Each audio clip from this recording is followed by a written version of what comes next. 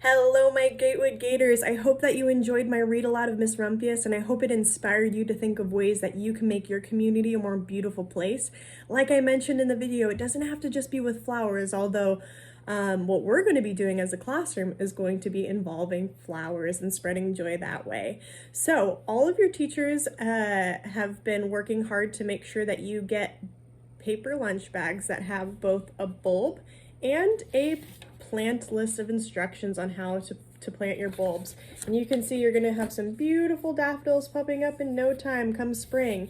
With it came a cut-out ruler, so that way you can do some scientific observations on how to measure your bulbs for recording.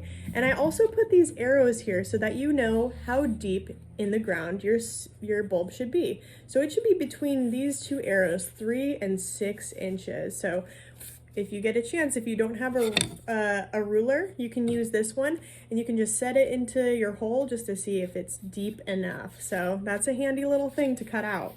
Now, before I decided to plant my bulb, I wanted to be a good scientist, so I made sure that I wrote down all the observations I could see about my bulb. My bulb's pretty unique, just like you guys. Every single bulb is different, but all of them come out with these beautiful flowers that I hope bring a lot of joy this spring.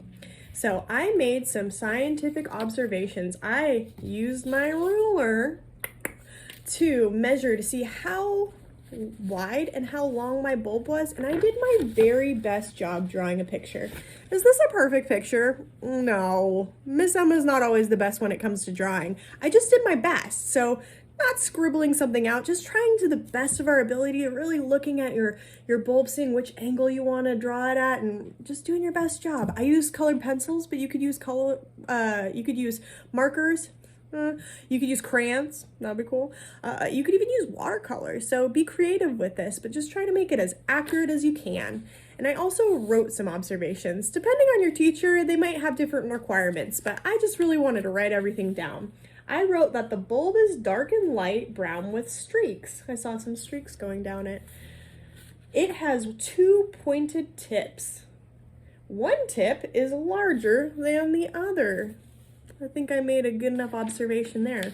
So now that I wrote down my observations, I got all that taken care of, I've got my ruler ready to go. I'm going to show you how to plant this bulb. And guess what? We get to go inside for it. So I want you to know that you will have your printed instructions on how to plant this so that you are ready to go when it comes time.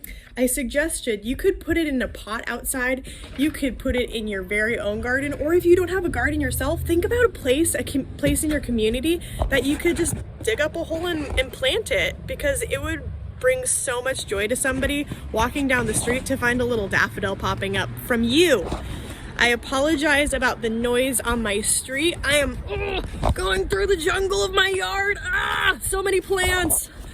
And I have a little garden box here. This garden box was made out of a dresser that I found on the side of the road.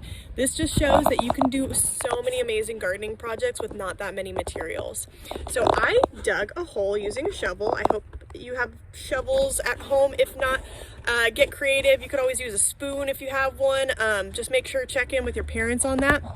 But I am going to make sure that I am going to plant this bulb with the tip facing upwards. So this is going to be on the bottom and this is going to be on the top. And let's see if I can manage to show you as I'm doing it. Ooh, let's see. All right, so I'm going to plant it like this, but I want to make sure that I did not dig too deep or too shallow. All right, I'm looking at my measuring and it looks like it is between 3 and 6 inches. Guys, I did it! Woo! So now I am going to plant this bulb here, and I am going to take my soil and I'm going to bury it. Oh, please, little plant, grow. I'm going to give you lots and lots of love. I can't wait to see you come up during springtime. And I'm going to make sure to water that today, because this is the day that I planted it. You only need to water it one time and then it's going to come up in spring. Oh look, my kitty's come to visit too. I think she's just excited because she loves when we plant things in our garden, because she loves digging them up for her litter box. But anyways, that's a side note.